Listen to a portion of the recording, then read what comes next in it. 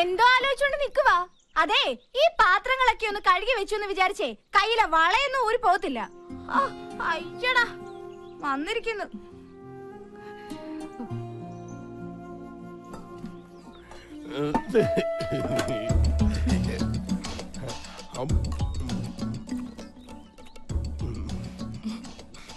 എന്താ പേര്?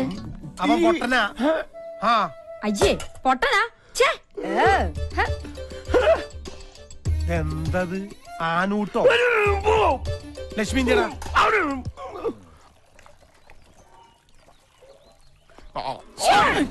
ഇപ്പോഴെങ്കിലും ഇങ്ങോട്ട് എത്തിയോ? അങ്ങോട്ട് ഇരിക്ക്. ഞാൻ എത്ര നേരമായിട്ട് കാത്തിരിക്കാന്നറിയോ? ഭക്ഷണത്തിന്റെ ഉള്ളിലേ ഞാനൊരു സാധനം വെച്ചിട്ടുണ്ട്.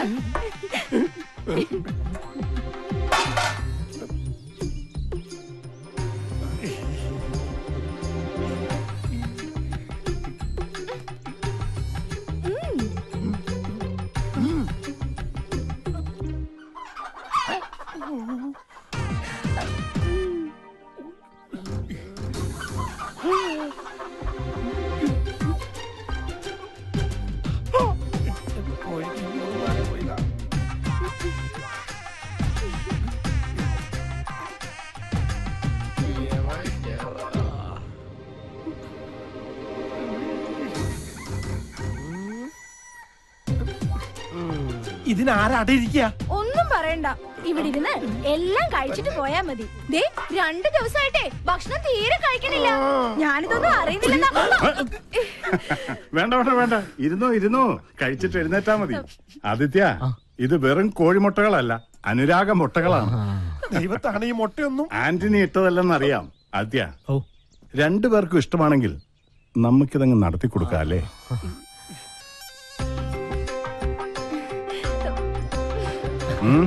കൊടുക്കണം, കൊടുക്കുന്നുണ്ട്. കോഴിമുട്ടയിൽ കൂടോത്രമെന്ന് കേട്ടിട്ടുണ്ട്, മുട്ടയിൽ പ്രേമം ആദ്യമായിട്ടാ. കഴിച്ചു കൃഷ്ണ, ഇങ്ങനെയാ പല തറവാടുകളും നശിച്ചത്. നമസ്തേ. ആദിത്യന്റെ ഒരു അകന്ന ബന്ധു കൂടിയാണെന്ന് ഇവനിപ്പൊ പറഞ്ഞപ്പോഴാണ് അറിഞ്ഞത്. തന്നെ കൊണ്ട് അധികം പണികൾ ചെയ്യിക്കണ്ട എന്ന റെക്കമെൻഡുമായിട്ട് വന്നിരിക്കുകയാണ് ഇയാൾ. മാനേജർ ഒരു കാര്യം പറഞ്ഞാൽ കേൾക്കാതിരിക്കാൻ പറ്റില്ല. അതുകൊണ്ട് ഇന്നു മുതൽ തറവാടിനുള്ളിലെ കാര്യങ്ങൾ ശ്രദ്ധിച്ചാ മതി.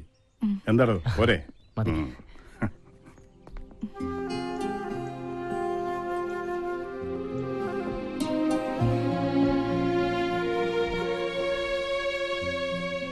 മോനെ ആദി, അപ്പന് പറയാനുള്ളത് പറഞ്ഞു. എടാ, എനിക്ക് അവളായിട്ട് യാതൊരു വിധ ഇതില്ലാന്ന്. അപ്പൊ ആനണിച്ചന്റെ പാത്രത്തിൽ 8 മുട്ട എങ്ങനെ വന്നു? മുട്ട നിന്റെ തന്തടാ. അപ്പനെന്തിനാ ഇവന്റെ അടുത്ത് ചൂടാവണേ? വർമ്മ സാർ പറഞ്ഞപ്പോഴാണ് ഞാൻ ഞെട്ടിപ്പോയത്. എടാ ആദി, വർമ്മ സാറിന് ഒരു സംശയം തോന്നിയതാവാം. നീ അപ്പം പറഞ്ഞ് വിശ്വസിക്കാൻ. മുട്ട എങ്ങനെ വന്നേ? എന്റെ അമ്മേ. മോനെ, ലക്ഷ്മി എന്നെ വല്ലാതെ തെറ്റിദ്ധരിച്ചിരിക്കുക. തെറ്റിദ്ധരിച്ചല്ലോ, മുട്ട സഹിതമല്ലേ പിടിച്ചത്? 2 3 ആണോ? 8 മുട്ട. മോനെ, നീ അമ്മയൊന്ന് കാര്യം പറഞ്ഞ് മനസ്സിലാക്കുക. അപ്പന്റെ പ്രേമം അമ്മയെ പറഞ്ഞ് മനസ്സിലാക്കാൻ സ്വന്തം മകനെ ഏർപ്പാടാക്കുന്ന ഇത്രയ്ക്കും വൃത്തികെട്ട ഒരു അപ്പൻ ലോകത്തെങ്ങും കാണില്ല. ഇത്രയും പ്രായപൂർത്തിയായ ഒരു അപ്പന് പറ്റിയ പണിയാണോ ഇതൊക്കെ? മോനെ ആദി, നീ എന്നെ ആദ്യം പിടിപ്പിക്കരുത്. എല്ലാം പോട്ടെ, സ്നേഹിച്ച പുരുഷന്റെ കൂടെ സ്വന്തം കുടുംബം വരെ ഉപേക്ഷിച്ച് ഇറങ്ങി തിരിച്ച് എന്റെ അമ്മ ഇതെങ്ങനെ സഹിക്കും? എന്റെ പേടി അതല്ല. വീട്ടിൽ കാശ് കിട്ടാനുള്ളവർ വരുമ്പോ ലക്ഷ്മി അമ്മ പറയുമായിരുന്നു മരിച്ചു കളയുന്നു.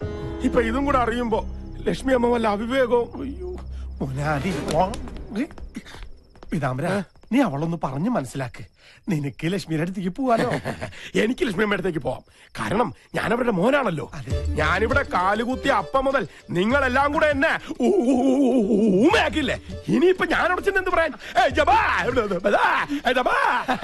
8 മുട്ടയും തിന്നിട്ട് എന്നെ പൊട്ടനാക്കുന്നു. അമ്പട പൊട്ടാ. ഇനി ഇച്ചിരി പാട്ട് കേൾക്കാം. നിങ്ങൾ ഇതുവരെ കേട്ടത് കോഴിമുട്ടയുടെ പോഷക ഗുണങ്ങളെ കുറിച്ചുള്ള പ്രത്യേക പരിപാടിയാണ്. ഇനി കോഴിമുട്ട കൊണ്ടുള്ള പലതരം അയ്യോ, ഇതൊക്കെ ഞാൻ ഒറ്റയ്ക്ക് ചെയ്തോളാം ചേച്ചി. ഞാനൊന്ന് നടുനിവർത്തണമെങ്കിൽ പാതിരാ കഴിയും. കുഴപ്പമില്ല. ഒന്ന് വേഗം പോയി കുളിച്ചിട്ട് വാടി. പെണ്ണിന്റെ കാര്യം.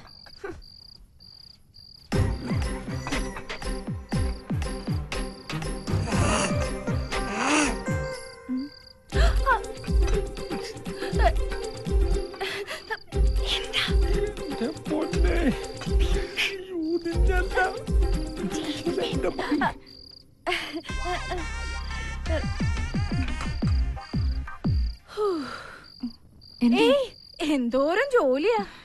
ചേച്ചി ബാത്റൂമിന്റെ അടുത്തോടെ ആരോ ഓടി പോകുന്നുണ്ടോ? ആര്? ഏയ്, എവിടെ? അവിടുന്ന് ആരും ഉണ്ടാവില്ല. ഇവക്ക് വെറുതെ തോന്നിയതായിരിക്കും. ഒരു പേടിപ്പെണ്ണ്. നടക്കങ്ങോട്ട്. ചേച്ചി, അത് കഴിഞ്ഞാ കിടന്നോളൂ ട്ടോ. നടക്ക്. നടക്കാൻ പറയട്ടെ.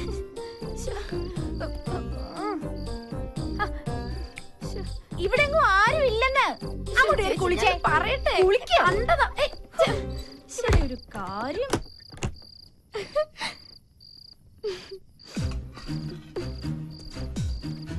ലക്ഷ്മി, ലക്ഷ്മി,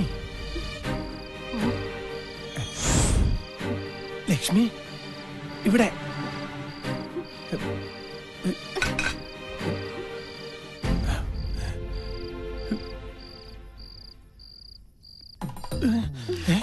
വർമ്മസാറ് പറഞ്ഞപ്പോഴേ എനിക്കറിയായിരുന്നു ഇന്ന് രാത്രി എന്നെ കാണാൻ വരുമെന്ന്. നീയും വർമ്മ സാറും കൂടി എന്നെ വറുത്ത് തിന്നടി കൊണ്ടാണ് ഞാൻ.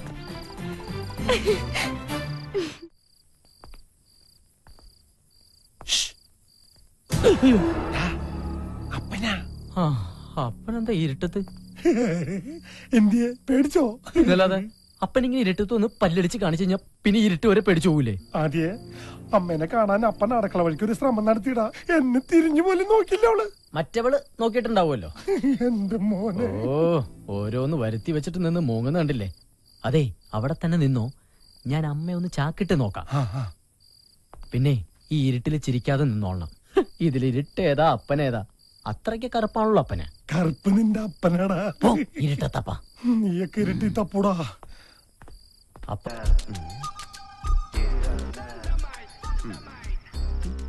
ബ്ലൂടൂത്ത് ഓണായി. ഈശ്വര സാധനം കിട്ടണമേ.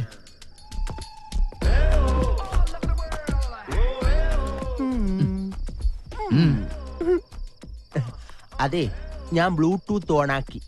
അതെന്റെ ഫോണിലേക്ക് അയച്ചാ എന്ത്? ഒന്നും അറിഞ്ഞൂടാത്തോല ആ കുളിസി. അത് കഷ്ടപ്പെട്ട് പിടിച്ച പാവ നിർമ്മാതാവ് ജീവനും കൊണ്ട് എങ്ങോട്ടോ ഓടി രക്ഷപ്പെട്ടു. ഇപ്പൊ ഒരു അടി വാങ്ങിയിട്ടാണെങ്കിലും അതിന്റെ വിതരണാവകാശം ആദിത്യവർമ്മയ്ക്കാണല്ലോ.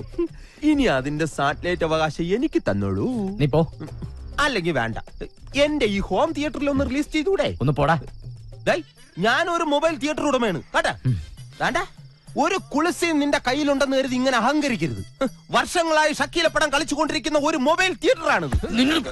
തിയേറ്റർ ഉടമയോട് കളിച്ചാലേ വിതരണക്കാരൻ വിവരമറിയും. വിവരം നിന്നെ പോവല്ല പറഞ്ഞ മനുഷ്യനോട് നിൽക്കുമ്പോ ഞാൻ അവസാനമായിട്ട് യാചിക്കുകയാണ്. ആ കുളിസി ഇതിലോട്ട് അയച്ചാടേ. എന്ത് തരൂല്ലേ? നീ തരണ്ടാ. നീ ഒറ്റയ്ക്ക് കണ്ട് മൃതി അടയടാ. ഇത് കിട്ടാത്തവന്റെ വിഷമം നിനക്കൊന്നും അറിയില്ലടാ.